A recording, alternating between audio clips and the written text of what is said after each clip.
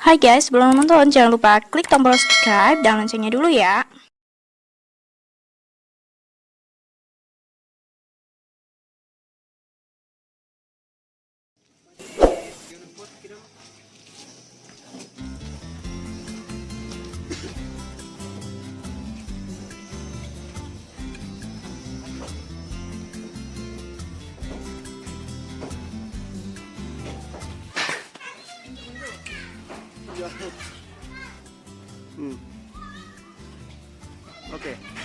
Oke, maju.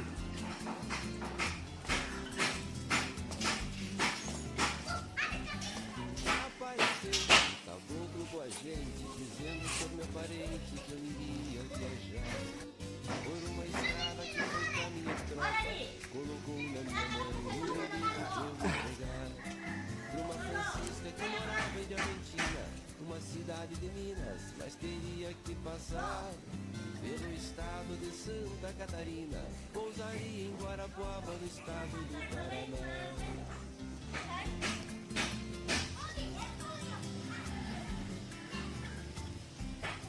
Saí dos Pampas, próximo de Sacramento, fui guiado pelo vento que me deu a direção.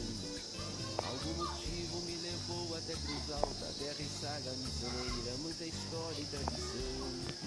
Quando passei por uma terra contestada, estranhei a tropa armada, sem qualquer justa razão. Fiquei cismado, resolvi fazer um verso, pra contar sobre a coragem de um caboclo do sertão.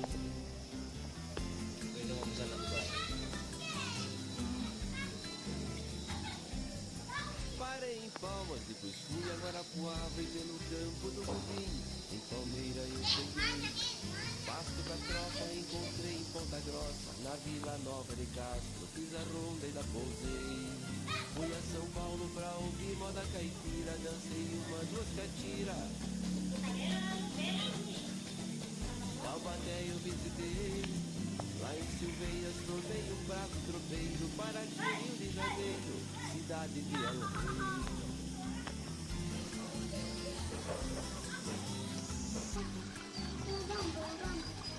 Já tava em Minas, é viola, tava um carro, resolvi trocar as cordas pra fazer que nem envolver. Se direto, mas eu fui pro Ceará, a conversa tava boa, mas não podia ficar. Em São Paulo, conheci uma morena, quase que por lá fiquei. Dali por diante, siga a roda do diamante, um barão muito importante no caminho eu encontrei.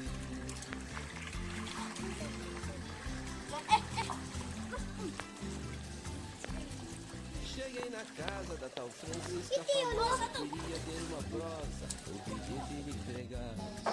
Passou, demorei com a cara na porta, bati uma, duas, três vezes, Francisca não tava lá.